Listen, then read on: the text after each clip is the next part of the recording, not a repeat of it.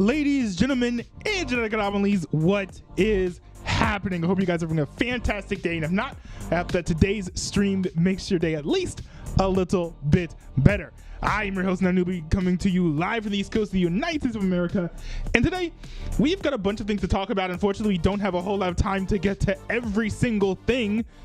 I do want to talk about the whole Ludwig situation. That Ludwig situation is absolutely insane. I've also got the Coca-Cola 4th of July edition zero sugar Coke, so I'll be drinking that on stream. That's the drink of the day, by the way, for the OGs. You would you guys probably remember that one.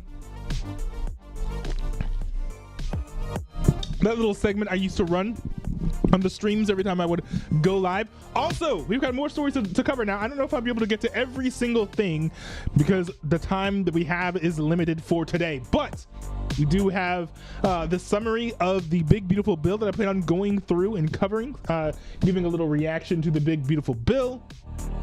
Also, there's an update to the whole Kaylee Gaines situation. I covered this like over a year ago. It's actually kind of interesting. I was going through my sort of like the videos that got the most views, and I noticed that even this video about Kaylee Gaines still gets a lot of views, and there are a bunch of updates in this scenario that didn't go viral the way that the original story did. So I do want to talk about that as well, because I think it's worth circling back to this. There have been some worthwhile updates in my opinion. Also, we've got some shorter videos here. We got this video from the New York Times talking about America possibly getting even redder, which is interesting. I might move this up in the queue. We've got an interview that Zoran Mamdani did on MSNBC, so I want to react to that as well. Got this Dean Withers debate between him and Destiny, right? Never thought I'd be talking about Destiny again on my streams, but here we are. We've got this video here about someone who was pardoned for being part of the January 6th riot and getting life in prison for attempting to incite a civil war. That'd be crazy. It's crazy. And you know it's bad when, you know, even Donald Trump can't come to your rescue. So we'll be taking a look at that. And last but not least, we do have the segment here of people arguing with each other about Zoran Mamdani. If I have time, I will cover this as well. But in the meantime, I hope you guys are having a good time. I hope you guys enjoy the music, by the way. This is Chassis by Cubox, C-U-B-O-X. I wonder how you guys feel about my choice of music. I might change it if you guys don't like it, but I don't know. I kind of dig it. I find it to be a little groovy myself. Let's be honest. There we go. Usually I have to cut into the music, but it was ending gracefully, so I figured I would just go ahead and roll with the final few measures there of that song. But before I cover a lot of the news stuff, I did want to talk about the whole Ludwig situation. I did want to go ahead and talk about the whole Ludwig situation, which is huge. Now, I'm not going to be playing clips from the Ludwig situation, either Ludwig speaking about the situation or the clips from the stream, just because part of it is for time's sake, because I don't have a whole lot of time in the stream to dedicate to reacting to all these clips. But also just like, I'm sure you guys have already seen all the footage and coverage already, especially at this point, because it's been a little bit of time since there was a drama. But a lot of the short of it is, Ludwig was having a drunk Mario Kart tournament that was live streamed. One of his friends, which he claimed during the stream, was an alcoholic. I'm not quite sure if he's an alcoholic or not, but that's what he claimed. His name is Mango. He got very drunk on the stream after Ludwig and others, but I think primarily Ludwig, encouraged him to drink more and get more and more drunk during the stream. And while Mango was drunk, and he was, I think, near blackout drunk if the blood alcohol content levels that were recorded with breathalyzers on the scene were correct. He was nearing blackout drunk, and he was doing some inappropriate things to folks there at the tournament, primarily women, but also he was doing inappropriate things to Ludwig as well. And so that sort of caused a massive scandal. Mango ended up getting cut from his Cloud9 esports team that he was on, banned from, or maybe not banned, but disinvited to I think like a Smash tournament team that he had previously been invited to. So basically, he's been fired from all of his bosses or whatever. All of his working opportunities are gone for the rest of the year. As of now, Ludwig also said that he's not going to be including him in any future events that he runs, which makes sense because you want to make sure that, you know, the people who are going to be at your events are going to be safe. Now, I do think that it's fair to be like, well, you know, maybe in the future, if he shapes up and sobers up, maybe you can include him in some things. But for someone who was a former alcoholic, you don't really want to be inviting him to any parties where people are going to be drinking and stuff, because you don't want to tempt him to relapse or anything like that. So I don't know if a lifetime ban from all events is warranted, but certainly events where there's alcohol around, especially if the use of that alcohol is not being monitored. But I'm sure you guys heard all about Ludwig's apology for the whole situation, Mango's apology, the whole situation, him promising to not drink alcohol anymore, all that stuff, him getting banned from Twitch. You know, all the things have already been covered, but I did want to talk about the one thing that I feel like nobody's talking about for some reason, and I'm not quite sure why. People aren't really talking about this. I think part of it is because they're spending too much time either blaming Ludwig for what happened, or they're sort of just all wrapped up in the immediate ramifications of Mango's actions that made these people uncomfortable. That nobody's really, you know, nobody's really talking about the fact that Ludwig has not really said, he's not either done or committed to doing anything that's going to prevent this from happening again. Now, let me explain, right? Because you might be like, whoa. He has already said that he's not going to be including Mango in any future events. This is true. And I do have to give him credit for that. But at the same time, Mango's not the only person in the world. Mango's not the only alcoholic in the world, and Mango's not the only person in the world who might do something inappropriate at an event in the future. For all we know, someone at Ludwig's next event could get drunk and do similar things, right? And so my immediate thought when I was watching the clips from the event was, well, hold on. You know, this could all be avoided if he had like Jack Doherty's bouncer, for example, or like not even necessarily Jack Doherty's bouncer, although that'd be fun for like the content side of things, but some sort of bouncer, some sort of enforcer to sort of pull somebody back if they are getting out of hand, treating people poorly, to like take that person aside. Because a lot of people were like, oh, Ludwig didn't respond appropriately to Mango's actions. And while like to some extent, yes, like he did egg Mango on repeatedly. At the same time, you know, Ludwig is a participant in the event and he's also drunk. So it's not really wise to be like, hey, drunk person, why didn't you supervise this other drunk person properly? Because like one of the points of getting drunk is to not be on your best behavior, I believe. So I feel like it's a little bit unfair to get on Ludwig's case for not responding, you know, absolutely correctly to everything that Mango was doing. But I think it's a severe oversight to have what is basically like a drunk event where people are basically encouraged to get together and drink a whole bunch and not have anyone around to make sure that people are being safe, people are making others uncomfortable, people aren't drinking too much to the point of getting blood alcohol poisoning. Now, I will say, to Ludwig's credit, he did cut off Mango when he was getting to the point where he could have caused permanent injury to himself by drinking too much. But I feel like that's like the bare minimum. That's the bare minimum, because some people, when they get drunk, they decide to fight. When some people get drunk, they behave inappropriate to other people, like we saw with Mango. So I am wondering, how come Ludwig hasn't made any sort of commitment to put in safeguards to prevent this from happening ever again in the case of somebody else wilding out? Like, you're going to hire a bouncer, you're going to hire security, you're going to have people sort of roaming the premises. You've got, I don't know, like designated drivers walking around preventing people from, acting too crazy. I feel like something like that is needed. Ludwig can't do it on his own, especially if he's drunk, but also he's only one man. He's only one man. So even if he wasn't participating in the event, is he supposed to just like be omnipresent all over the place? Like, he needs at least 2 or 3 other people around these events to make sure that things are going okay. And this is not like a one-off incident, by the way.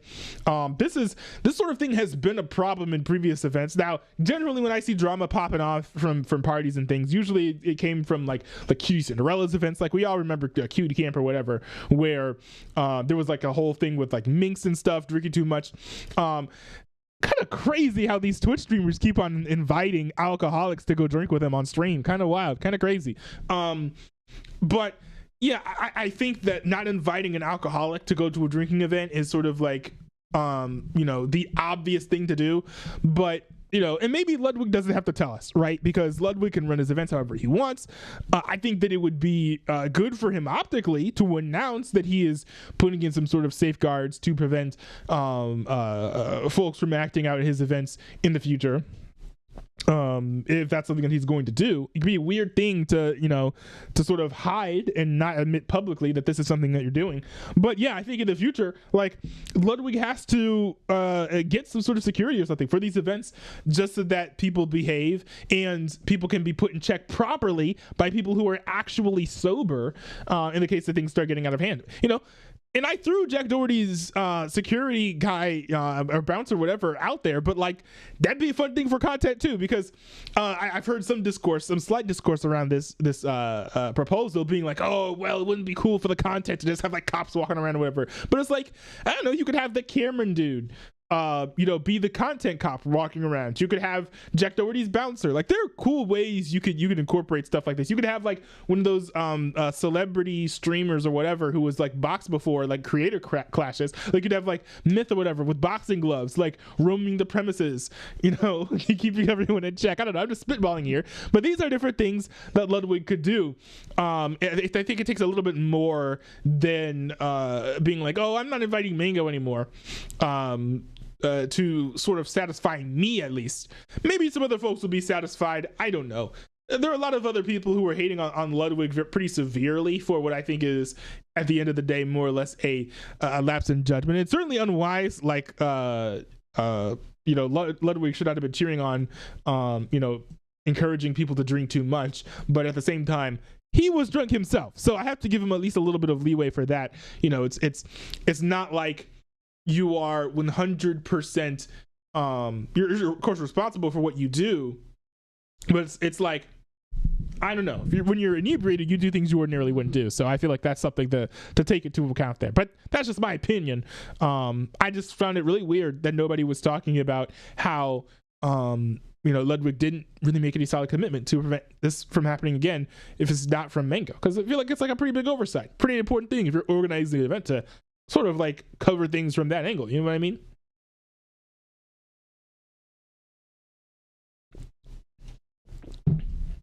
Oh my goodness.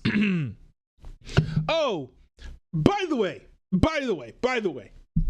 I figured that it would be important to make this video. And honestly, I'm gonna say this. I'm actually going to take off my glasses and put on my Thug Life glasses, because I happen to live in the greatest country in the world. There you go. Give it up for George Washington. I even have, for this special occasion, the red, white, and blue American flag zero sugar Coca-Cola. But all seriousness, I was thinking about this 4th of July, especially, I was thinking about this 4th of July, especially in the wake of sort of how the whole country sort of been moving towards the left, but not only towards the left, but also to be sort of like anti-American, which are not necessarily the same things, by the way. I think it's important to clarify that. But sort of in the wake of this political shift to sort of be against America, like I think like Travis Kelce or whatever was getting roasted for being like, I'm glad that we have this day where we can put aside our differences and just celebrate America being in the greatest country in the world. And people were really mad because there are a lot of things in America that aren't perfect or aren't the way that they would like. And to a certain extent, I can get down with that, because there are things about America that I don't like, that I think are not perfect. I talk about politics. Very few people talk about politics if they agree with every single thing that's going on, right? But I did want to very briefly talk about what it is about America that I like and why I think that America is the greatest country in the world. Because I think it's something that a lot of people tend to take for granted on all days that aren't the 4th of July. And I will say this, I'll kick things off with, at the beginning with, of course, what I think is the most important thing, which is my faith as a Christian. So you guys probably know that I'm a Christian. I've got that little sign over there, that little sign, so that you guys know what I am standing business on. But yeah, I'm a believer. I'm a Christian. I believe in God. And so to me, when it comes to me engaging in politics, I know this is going to be different for other believers for sure, but the big thing that I want to fight for and the big thing I want to support and the big thing that I value is the ability to have free speech and the ability to say your mind. Because and the reason why that's really important to me is because that allows Christians and believers to propagate the gospel freely. I want preachers to be able to go to the pulpit and speak from the scriptures without being censored, without being restricted, without getting arrested, without being killed.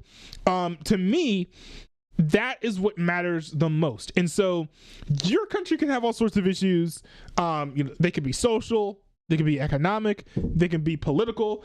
But to me, I will be happy with your country if you are allowed to preach the word freely from the pulpit. So, when I look to other countries in the West where they be like, oh yeah, we have free speech, but then I see them not being able to criticize people with certain lifestyles or criticize people of certain demographics, going just along the lines of scripture because that might hurt some people's feelings or whatever. Then to me, it's like, well, that is a problem, and that is one of the most important things to fight against in that country politically. And so this is a big reason why I am a huge fan of the United States of America and why I think that America is the greatest country on the world in the world. Because if you look at America's speech laws, America is an extremely free place to live. You can go up to the pulpit and you can more or less criticize whoever you want. You could criticize whatever sin you want, call out whoever needs to be called out, however you want. Of course, libel and slander, you can't do that, but those are unbiblical anyway, so why would I even root for that, But yeah, believers, Christians, pastors, they can preach the gospel and spread the word however they wish. Maybe not however they wish, like they can't be violent, but it's like they can say whatever they need to say in order to get the message of the gospel across. I think that's extremely important, and I will always be appreciative of the United States for having those political values. So that is like number one. That's value number one of why I love the United States of America. But another reason why I love the United States of America is because of capitalism.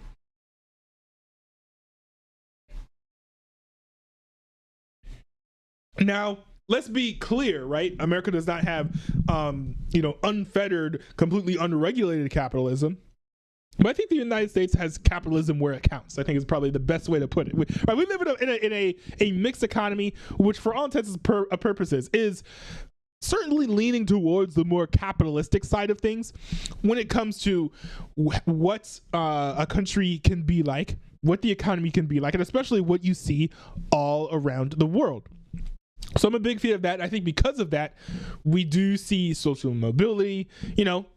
We also see some inequalities, but you're not going to see complete equality in a society that has social mobility. So I think that should be taken into account as well. Now, are there certain things that need to be regulated more? I think so. Are there certain things that need to be regulated less? I think so as well. But at the end of the day, I think America has capitalism where it counts, and I think that it allows for the economy to flourish. At times, the way that our country handles the economy is not perfect. It's certainly flawed. But I will say, in general, you're not really going to find capitalism in better shape in most countries, especially first world countries with the amount of citizens that we have, as you can in America.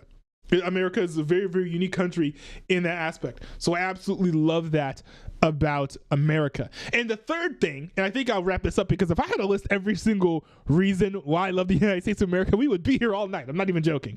But the third thing and final thing for this video that I love about the United States of America is democracy. The ability to vote for your representatives in your government. Now, I think you could certainly have more direct democracies. Pros and cons of that have been debated, but at the very least, we more or less have free and fair open elections. Gerrymandering is a problem for sure, but barring gerrymandering, you can go to the polls, you can vote for whoever you want. Quite literally, there's a write-in system that you can use to your advantage. And just vote for whoever you want. You don't have to worry about, a political party getting banned unless they're communist, which is like a weird thing, and we need to talk about that at some point. But you don't have to worry about your political party getting banned. Like what you're seeing in Germany right now, or I think they're on the verge of doing that in Germany with the AfD. As much as I don't like the AfD, I think that if the people want a certain type of leadership, they should be allowed to vote that leadership into office. That's why I'm not like too upset about the whole Zoran Mamdani situation, because clearly that is, at least to some extent, what the citizens of New York City want. So they should be allowed to get what they want. I don't have to like it, but at least it's at the state level where I don't have to deal with that. And that's one of the beautiful things about America, is that you can vote for who you want to vote for, not just on the national level, but on the local level as well. So all the different states have different rules. So if you don't like the rules of one state, you can just go to another state and enjoy, the lifestyle that state has to offer. It's a great country that we live in the United States. I completely understand why so many people want to get in here, because it truly is the greatest land in the world. Now, if you guys like other countries better, feel free to leave them in the comments down below for sure.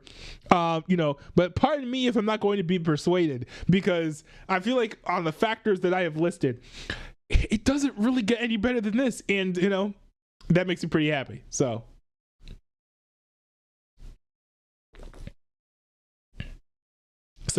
you can have fun in like the Netherlands or whatever, but I'm just gonna be chilling over here in the United States, enjoying all of the freedoms that have been afforded to us while we still have them, because who knows how long this is all gonna last.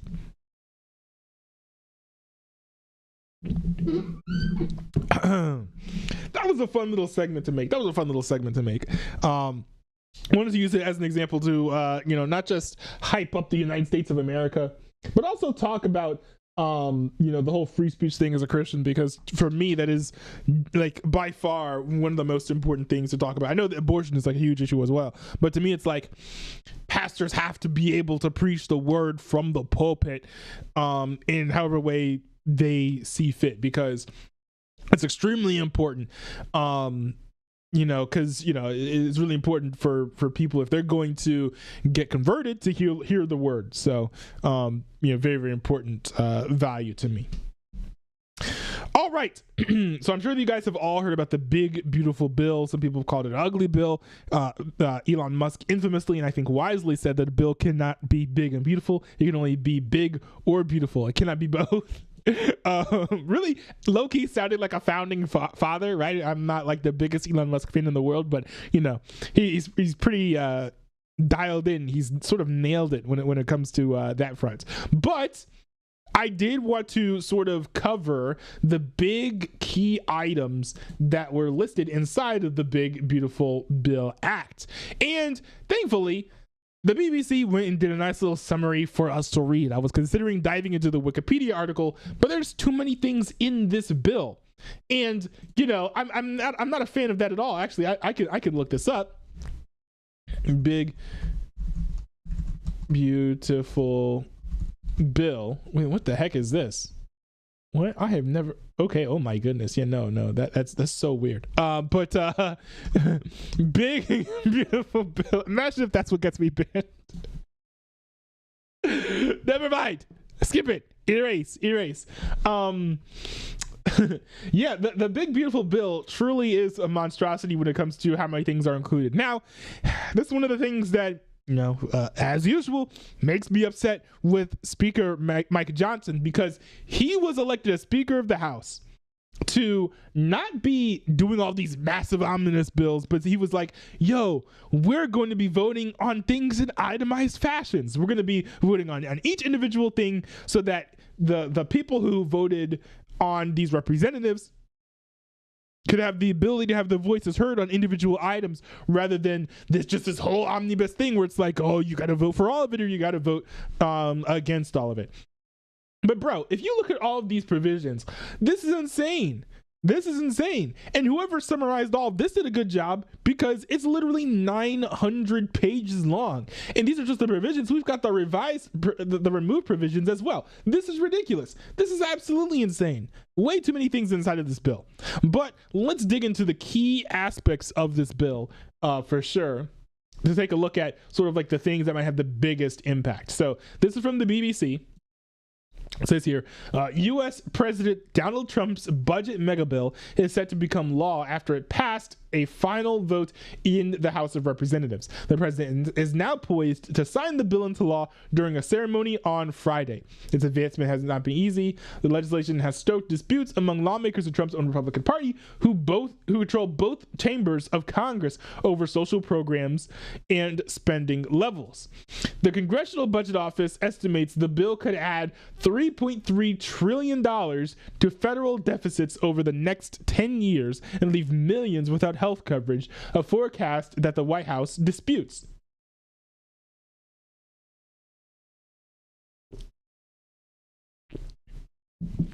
I'm not quite sure which of those things is disputed, because I've heard both things repeated from people on both sides of the aisle.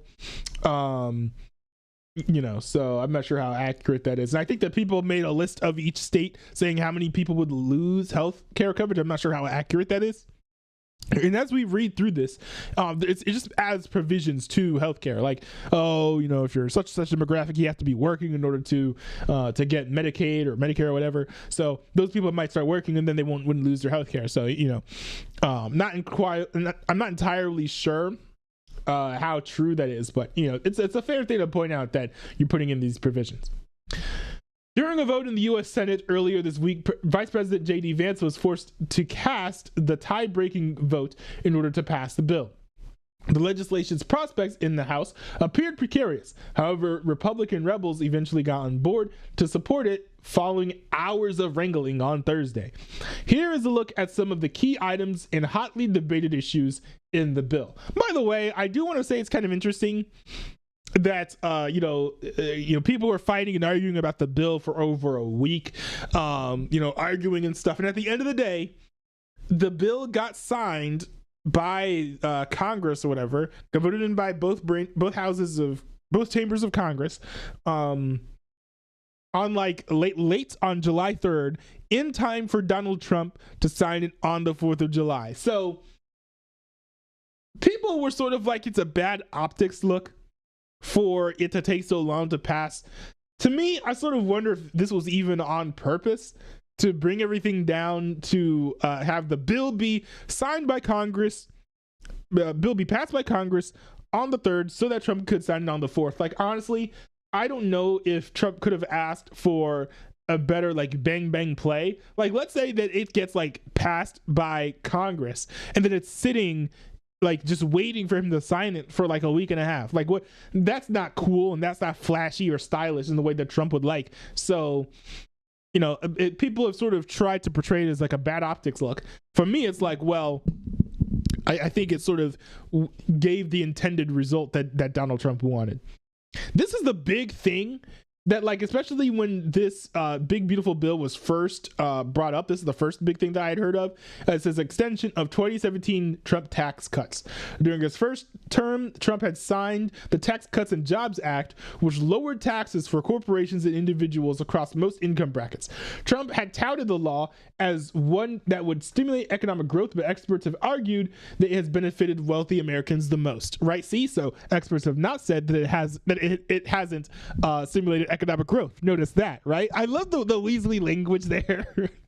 Where it's very clearly they want you to be mad that people richer than you are getting even richer, right? They want to gloss over the fact that the goal was to stimulate economic growth. They want to gloss over the fact that, clearly they can't cite experts who say that it hasn't stimulated economic growth, but they want you to be mad that some people richer than you are getting even richer, right? So, of course, this is the capitalist in me coming out, right? I have nothing against the billionaires or whatever, but kind of interesting how that is all slanted, isn't it? I was sort of debating about whether or not I should even react to a BBC article. I was like, oh, maybe the BBC might be biased. They're like to the left. They've had some slanted coverage on some things. But at the end of the day, it's probably going to be a bit more independent and therefore maybe a little bit more fair than American articles about the whole situation. And also, it's not going to focus on things that are as politically charged here, right? There might be things that are quite relevant that are included in this article that would not be included in something like AP News, for example, because it's not as politically charged, and therefore people in like Britain or whatever might find it more interesting. No, that's not the right way to put it.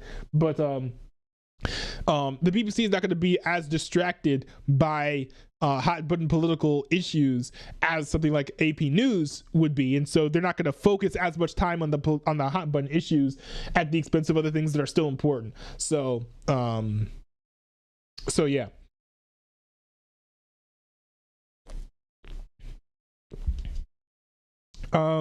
Continuing to go here, it says key provisions of that law are set to expire in December, but the sprawling budget bill currently before lawmakers aims to make those tax cuts permanent. It also increases standard deductions by $1,000 for individuals and $2,000 for married couples until 2028. So I had heard that this bill had no new tax cuts or whatever. I guess that's not entirely true. I also heard some folks on the left that had a bunch of tax cuts for the rich. Right, I was listening to the whole speech by who was it? Was it Cory Booker? Or maybe it was another bald black Democrat. Let me see. Cory Booker speech. Was it Cory Booker?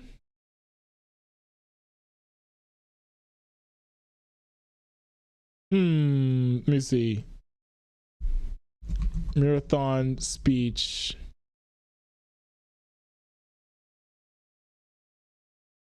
Okay, he's not entirely bald.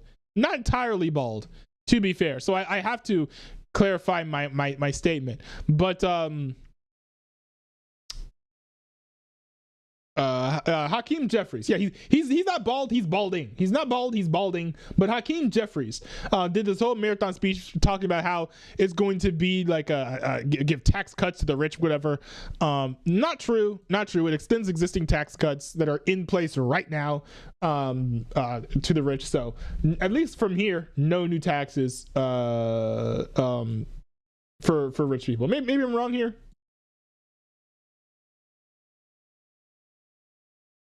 Yeah, I'm not seeing anything here about that. So next item here. Steep cuts to Medicaid. To finance tax cuts elsewhere, Republicans have additional. Wait, what other tax cuts? Oh, there are more tax cuts, but just not on the rich necessarily. We'll get to that later. To help finance tax cuts elsewhere, Republicans have added additional restrictions to Medicaid, the health care program relied upon by millions of disabled and low-income Americans. This is true. I want to say it's Americans. I've heard some disputes about whether or not this is for Americans or illegals. Not sure. But people living in America, yes, some people are getting cut from Medicaid. One of the changes is a new work requirement for childless adults without disabilities. Another change to Medicaid is shifting re-enrollment from once a year to every 6 months and adding income and residency verifications. I will say, if you're going to cut funding to make up for tax cuts, I don't know if Medicaid is where I would do that, to be honest. Now, I'm not the biggest fan of, federally funded healthcare, whatever, but I do think it should be an option for people. And I think it's really good that we do have a safety net for people who can't work or can only make low wages or whatever. So Medicaid is one of the last things I would cut, honestly.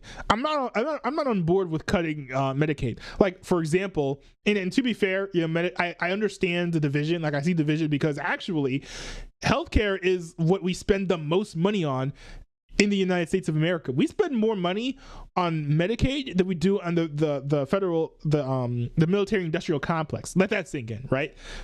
Pretty crazy. But I would actually cut funding to the military industrial complex before I would cut funding to Medicaid, largely because we're not really in any conflict or any war. I don't think that we are likely to be in a hot war. Looking at how things are going on right now, especially at least in the next year or so.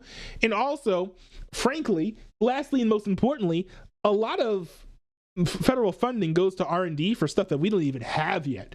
It's just like experiments and things, people tinkering in hangars. So I don't think that we would even miss the funding that we would be pulling from the military industrial complex. So I would rather do that than cut Medicaid. Now, I will say that states, probably would be able to pick up some of the slack of the lost healthcare coverage, but theoretically, but it'd be harder for them to do because the state's smaller, so it's harder sources of income.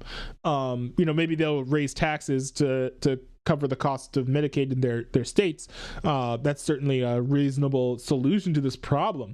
But I just am not on board with the cuts for Medicaid. There had to have been something else that they could have cut before Medicaid. I understand that the federal spending on healthcare is like the most expensive thing in the budget, but still, bro, like, I don't know, maybe we could build like a few less ICBMs. I don't know.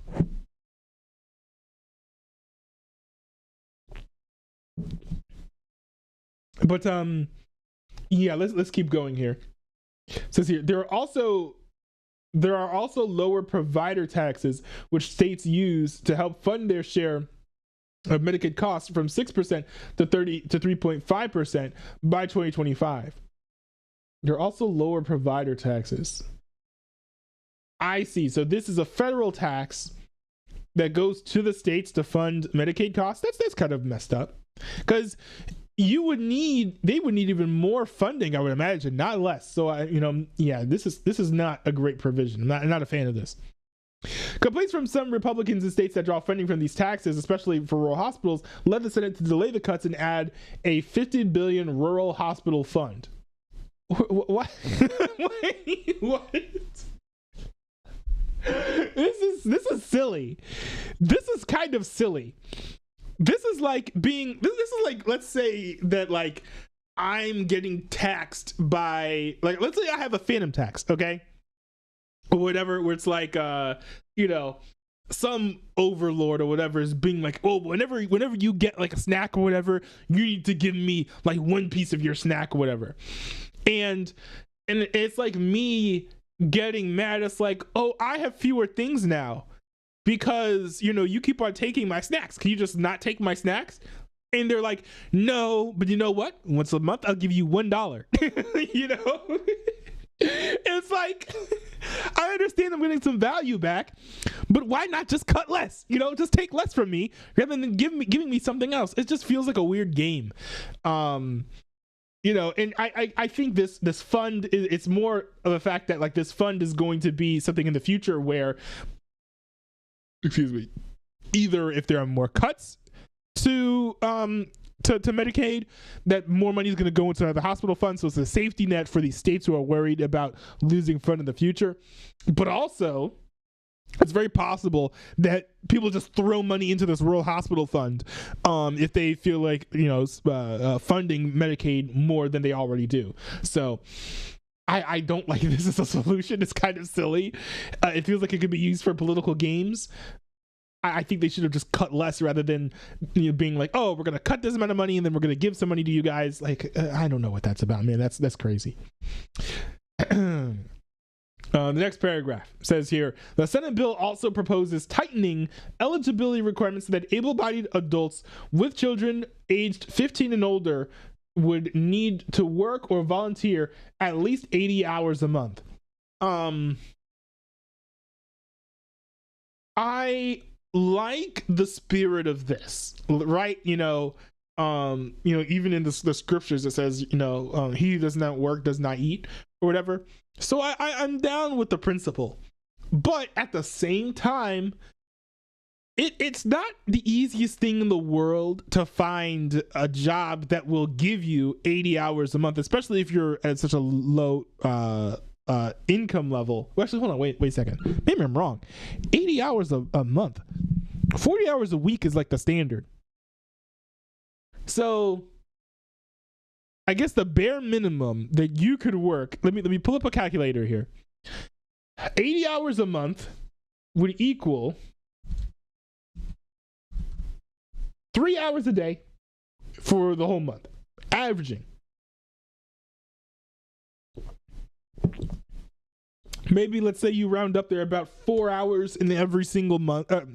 Maybe rounding up to say they're like 4 weeks in every month, more or less. I don't even know how I would calculate the math right now. I'm maybe too tired to crunch all the numbers, but $80 a month actually doesn't sound that bad. Actually, you know what? If we there are about 4 weeks in a month. So how many hours per week is this? I think it would be the best way to calculate this. 20 hours a week. Not horrible. I do know some people with with part-time jobs where they're like, man, they're only giving me 10 hours this week. So I think maybe that number is a little bit too high, right? I think that if you work like 10, maybe let's say like 10 or 15 hours per week, that would be like a good cutoff. But I like the principle, right? I like the principle, right? You shouldn't be just getting free stuff from the government if you're not doing anything. Now, if you're unable to work, that's one thing. But we're talking about able-bodied adults here. So, you know, I don't think there's too much of an excuse to not work. Even if you have a rich uncle.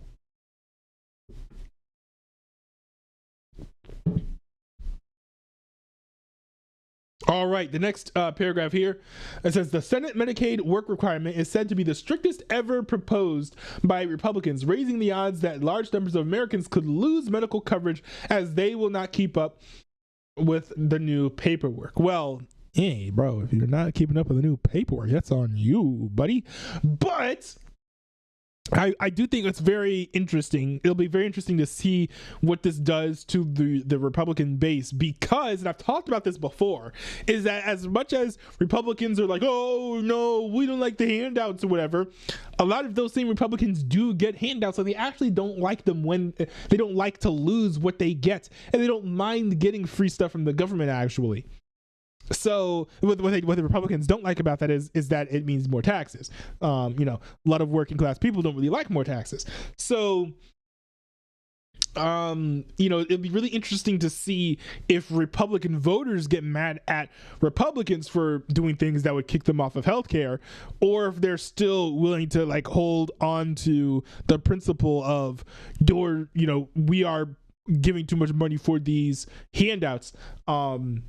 And therefore end up sticking with the Republican Party and not breaking with them on that. So really interesting to see if this chips away at the Republican base. Next paragraph. The Congressional Budget Office estimates that nearly 12 million Americans could lose their health coverage by the end of the next decade as a result of these changes. Yeah, so it'd be interesting to see. Now, some of these things more or less seem like things that you could work your way out of. Right, you can work your way out of. So you know, people could certainly adjust and keep their Medicaid. I think that's something that people are not really factoring in. It's like the people who are not working, just not changing their habits and then losing Medicaid is completely different than, you know, being like, hey guys, you need to work now that people start working. So in a year or two, I'd like to come back and see how many people started working after this got passed and signed into law.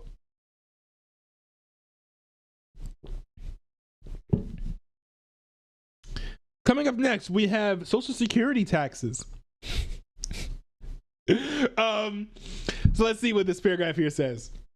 On the campaign trail, Trump vowed to eliminate taxes on Social Security income, monthly payments to Americans of retirement age, and people with disabilities. The bill fell short of delivering on that promise, but it did temporarily increase the standard deduction of up to $4,000 for individuals 65 and over. That deduction will be in place from 2025 to 2028. Senate Republicans approved an extension of Social Security tax breaks and an increase that would grant a $6,000 tax deduction for older Americans who earn no more than $75,000 a year. This is an interesting decision. And I'm not sure why they have decided to do this because, hold on, taxes on Social Security income. Yeah, I'm not sure why they decided to do this because Social Security is a program that is losing money. And now the federal government's like, well, we're going to take even less income from this enterprise that's losing money. Now, I understand,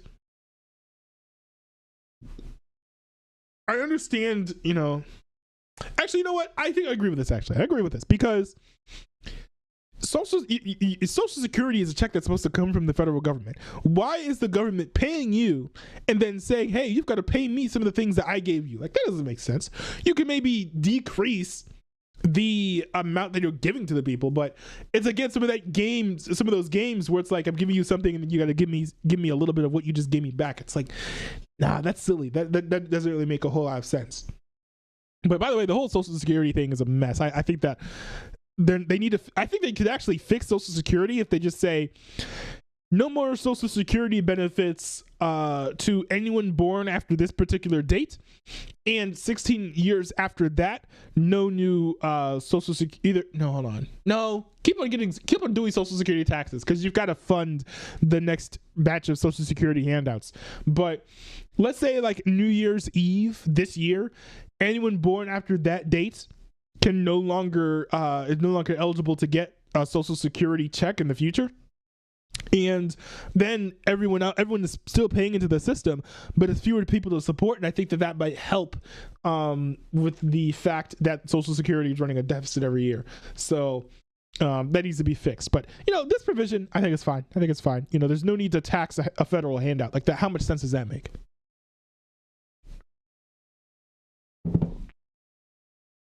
Next up, we have increasing state and local tax deductions. The bill increases the deduction limit for state and local taxes. There is currently a $10,000 cap on how much taxpayers can deduct from the amount they owe in federal taxes. That expires this year. The Senate's approved bill raises it from $10,000 to $40,000, but after 5 years, it would return to $10,000. That's kind of cool. I don't know how many people who are like, I don't know how many average Americans this would benefit, but I think certainly there are going to be a lot of people in like the upper middle class ranges who are going to love this. I think this is great for them. Salt taxes were a big sticky point in the House, especially Republican holdouts in some Democratic-controlled urban areas. The House's version of the spending bill did not include a 5-year limit, so the Senate's changes could pose a problem for some House Republicans. Cuts to food benefits.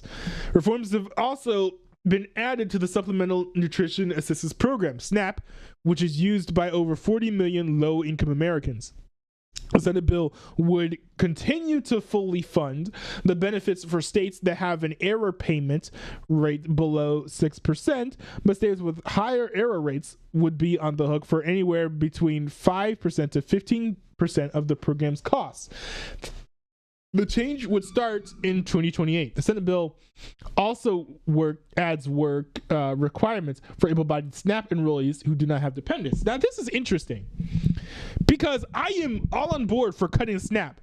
There are way too many things eligible to be purchased through SNAP, and I think that's all like government subsidized, right?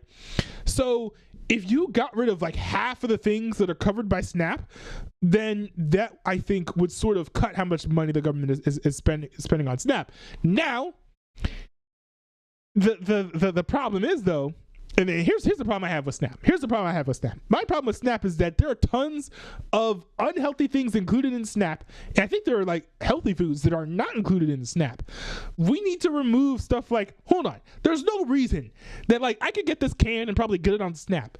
I could probably get this American flag Coca-Cola zero sugar can from the dollar store from SNAP. Now, I love Coca-Cola. Coca-Cola tastes great. Zero sugar, probably the best zero sugar soda on the planet.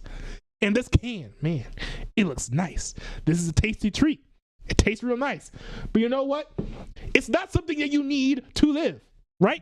SNAP should be giving you access to things that you need to live, or things that will be beneficial to your health and well-being. So like things that include like protein and stuff, for example, like eggs and stuff. And I'm sure eggs is covered under SNAP. But do you need a bag of potato chips to live, right? No one is going to look at like a poor starving family and be like, oh no, they can't get any Lay's potato chips. Like, no. The things that are covered by SNAP need to be things that are actually healthy for you. And I'm really disappointed that like RFK Jr. didn't use his influence and pull to sort of get companies like Coca-Cola, companies like Frito-Lay's, whatever, pulled from the SNAP program, because they really shouldn't be in there. And honestly, it's probably one of the biggest things contributing to the obesity crisis that we're seeing in the United States right now, is all of these unhealthy foods being covered and subsidized by the United States government and making it more accessible for ordinary Americans to have. When, if these things were covered by SNAP, a lot of people wouldn't be getting those bags of Doritos or whatever, and getting all these Monster energy drinks and all these things that are very unhealthy for you. Instead they might be going for some healthier options because it's free and subsidized, and therefore they don't need to spend any money on it. So I'm cool with cutting SNAP, but this is not the SNAP cut that we need. I don't think this is not the change that we need to see in the world, unfortunately. So, and I don't even know. This seems like fixing rounding errors, which I mean, fine. Certainly hold people accountable who are either misusing government funds or losing government funds. That's fair, but this is not what I want to see. When I hear, oh, we're changing SNAP, what I want to hear is like, you can't get Coke from SNAP anymore, or you can't get chips with SNAP anymore. Not like, oh, we're fixing rounding errors. Like, I mean, by all means do that, but like, that's not what I'm asking you to do primarily. Now this one's cool. Boost to defense and border spending.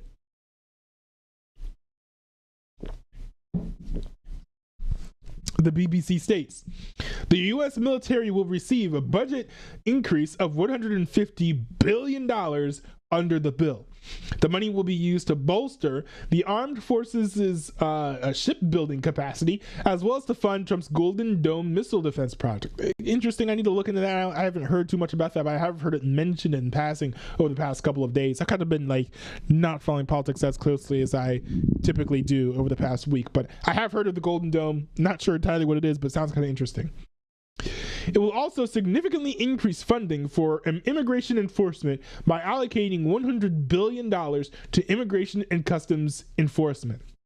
The agency central to the Trump administration's efforts to crack down on illegal immigration. Now, I've heard people say, oh, why does ICE need this much money? Well, I've heard that the main reason why they're doing this is so that ICE doesn't have to come begging for money in years down the line when they run out of funding if you give them the normal amount of funds for an additional year. I think one problem with this is that this could lead to the $100 billion getting wasted, getting pocketed by middle managers or whatever. So, kind of like what we see with overfunding public school systems, right? Like throwing money at a program doesn't necessarily mean that it's going to get better. Also, I don't know if I trust the government enough to steward the $100 billion well, right? Like Social Security, which is a very simple program, has basically sort of like, it has basically gone bankrupt. So I hope that they hold on to the $100 billion for the amount of time that they should. I hope that they don't waste it. But in general, beefing up funding for ICE and for Customs and Border Patrol, I think is a really good thing. So I am more or less on board with increasing funding to these departments. The additional funding The additional funding, which will run until 2029, will be used to nearly double migrant detention capacity in the U.S. and hire more enforcement personnel. Prior to the bill, the existing annual budget for ICE was about $8 billion. Oh, wow. That's impressive. That's impressive. And this is cool because one thing is we have leftist loonies out here trying to dox ICE agents to it's basically a form of domestic terrorism, right? They want to get some people to scare them into not being ICE agents anymore. But I think that with this additional funding, now ICE, if they want to, they could like triple they could triple the salary for ICE agents, and that makes things like a lot more appealing for someone who's, you know, considering being an ICE agent. It's like, you know what, you know, I might get some haters, I might get harassed, right, by some leftist loonies, but hey, you know, I got a big fat paycheck to give to my family back home, you know, so, you know, that's a cool move. I do dig that. I do dig that. The funding boost now makes ICE the largest federal law enforcement agency, according to the nonprofit Brennan Center for Justice. That's kind of cool. It's kind of cool. No tax on overtime tips. Sorry, no tax on overtime or tips and other elements. The no tax on tips provision in the budget bill would mark a win for one of Trump's promises during the campaign. The Senate bill, being considered by the House, would allow individuals to deduct a certain amount of tip, wages, and overtime from their taxes. However, they propose gradually phasing out those benefits based on annual income, starting at $150,000 for individuals and $300,000 for joint filers. Now, one thing that is cool is, you know, if we go back up here to the Medicaid cuts, Donald Trump has said several times that he was not going to cut Medicaid. He was not going to touch Medicaid. He didn't want to touch Medicaid. This is a campaign promise that he has sort of like gone back on, right? He lied. He did not deliver what he said that he would deliver, right? Which was no cuts to Medicaid. He does not want to touch it. And I'm really surprised that more people aren't sort of holding his feet to the fire on that, because it's one of the most obvious violations of a campaign promise that I've seen from Donald Trump, like ever. Like, it's huge. Like, not huge, but it's like very obvious, because he said it so many times he didn't want to cut Medicaid. I could actually probably find a compilation video of Trump saying that he wasn't going to touch Medicaid. In here, he's bragging about it here. Trump Medicaid cuts.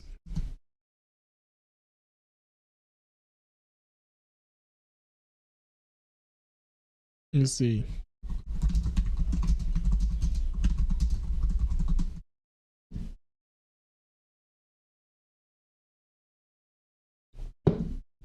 Yeah, hold on. Wait, I found some state-run propaganda. Literally lying a month ago. Look at this. Here's what I want on Medicaid. We're not touching anything. All I want is one thing. 3 words. We don't want any waste, fraud, or abuse. Very simple. Waste, fraud, abuse. Other than that, we're leaving it. Medicare, we're leaving it. All we're after, and this is for the good of it, is a lot of... Oh, so is this a loop? Waste, fraud, and abuse. That's all we're doing. We're not touching. Yeah, so he lied. He lied there. That wasn't true. And look, hold on. We've got another clip here. Tonight, President Trump's sweeping bill slashing taxes for the wealthy and boosting spending for immigration enforcement. Which is a lie. I think there are no new cuts there. Hold on. Yeah. Fraud and abuse? No. Saying that the estimated 11.8 million... Oh, this is good.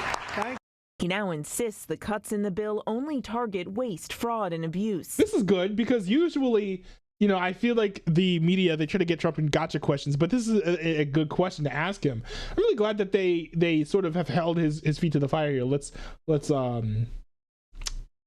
take a look at how he answers this question. Are you saying that the estimated 11.8 million people who could lose their health coverage, that is all waste, fraud, and abuse? No, I'm not saying that. I'm saying it's going to be a very much smaller number than that, and that number will be waste, fraud, and abuse. What? Oh, so a month ago he was like, we're not going to touch it. Now he's like, it's going to be a small number, believe me. What number is that? What analysis are you seeing? I'm not seeing a number, but I know it's much less than the number you gave. which is true. Probably, the majority of the cuts are relating to like work requirements, and if people are looking and saying like, oh, if I don't work, I'm going to lose healthcare from the government, they might start working. So I think that Trump is right, but he still lied. He still lied about whether or not he wanted to cut or whether or not he was going to cut Medicaid. For this type of thing, if I'm in his position, right, let's say that the whole Congress is like, we're not going to pass any spending bill unless it has a cut to Medicaid in it. Well, first of all, I would stall. If there's a deadline, I'd push it for like a week or two if I was in Trump's shoes. And then I would go to the American people and be like, hey guys, we've got the situation. Congress is refusing to pass this bill without cutting Medicaid. What do you guys think I should do? Sort of take the pulse of the American people. The American people are like, you know what? I know you guys said you weren't going to cut Medicaid, but we're okay with it now. Go ahead and cut Medicaid. Then I feel like it's a fine thing to do. But in general, I don't really like it when presidents or politicians in general go back on their word. So that is a big L for me when it comes to Donald Trump. Now, to give him credit where credit is due, he did, hold on, where were we? Credit where credit is due, he did deliver on the no tax on tips promise. So I got to give him credit for that. I got to be balanced. Let's see here. It says it would expire in 2028. The Senate legislation would also permanently increase a child tax credit to $2,200, which is $300 less than what House lawmakers had eyed. The House version required both parents have a Social Security number, but the Senate okayed a requirement of only one parent. Let's see here. The upper chamber's bill also proposes raising the debt ceiling by $5 trillion. Oh my goodness, I hate that. More than the $4 trillion approved by the House last month. The debt ceiling is the limit on the amount of money the U.S. government can borrow to pay its bills. Lifting the debt limit allows the government to pay for programs already approved by Congress. Clean energy incentives reduction. One of the most notable divisions between House and Senate Republicans is the Senate's proposal for clean energy tax breaks. Although both call for an end to the Biden-era federal clean energy tax credits, Senate Republicans approve phasing them out more slowly. For instance, the Senate has extended the runway for businesses that build wind and solar farms to still benefit from the tax credits. However, both the Senate and the House versions seek to deny the credits to companies whose supply chains may have ties to foreign entities of concern, such as China. This is protectionism. I don't really like protectionist policies, but I understand the fears of being entangled with China. I just think that the solution to this is not punishing companies for working with China, but make it more appealing to produce things in the United States of America, not through exclusion, but just by making America a better place to manufacture such goods. I guess there's a limit to how much you can do that, of course, because you got slavery in China. But still, there's got to be something you can do beyond protectionism when it comes to tax credits and tax breaks. Because, one thing I hate about tax credits to business and things is it's basically you admitting, hey, our country or our state or whatever is not a good enough place for you to do business here. We have to entice you with these other goods in order to make you want to be here. So, it says here, although both, let's see. Companies that begin construction this year could qualify for the full tax break. That drops to 60% if they begin construction in 2026 and 20% if they begin in 2027. The credit would disappear in 2028. I guess that it incentivizes people to speed things up, but I do think that there should maybe still be some credits in the, well, not a big fan of credits at all, but it's very interesting that they all phase out by 2028, right? Because that's the next presidential election cycle. But that's how these things tend to go, Let's see. The House version of the bill sought to end the tax breaks for those companies almost immediately. Estimated increases in savings in the U.S. federal spending from the bill. Cumulative cost increases over 10 years. Tax cut extensions, $4.5 trillion. Defense, $150 billion. Borders, under $29 billion. Total savings over 10 years, $390 billion. Green energy, $488 billion. Food benefit, $287 billion. It kind of it kind of stinks because, like, you know, these cuts in these in the new spending, they don't really match, right? There are a lot more cuts than there are savings. There's a lot more cost to the federal government through loss of income with tax cuts, than there is like money available to spend on the handouts. But you know, at the end, I don't know. We have to get our spending under control at the federal level. You know, I'm not mad that we spend money on healthcare, but there's got to be a way that we can balance the budget. You know, Bill Clinton was able to pull it off. I feel like Bill Clinton could pull off you know, something that Donald Trump could not do. I feel like it's a little bit embarrassing for Donald Trump, or whoever the modern current president is. But in general, this bill seems to be a mixture of good and bad. A lot of people are making it out to be just something horrible. This is going to kill a bunch of people, when that's not really an accurate assessment of what the bill is going to be like in its totality. So, that's pretty much all I have to say about that. But if you got some other things that you would like me to talk about that are included in the bill, certainly leave a comment down below, and I'd be happy to analyze that, because the bill is huge. The bill is sprawling and has a whole bunch of stuff in it. So definitely would be willing to cover those things in the future as well. But unfortunately, ladies and gentlemen, that's all I have time to cover for today. Hope you guys enjoyed the stream. I certainly enjoyed bringing you coverage of the news. There are a whole lot of more things that I want to cover, and I'll maybe make time in this week to cover some of these things, like the Kaylee Gain updates, reacting to this whole Zoran Mamdani situation, the United States turning red. You know, all these things are very interesting things. I think that they're somewhat prescient. We just don't have the time to cover them and talk about them right now.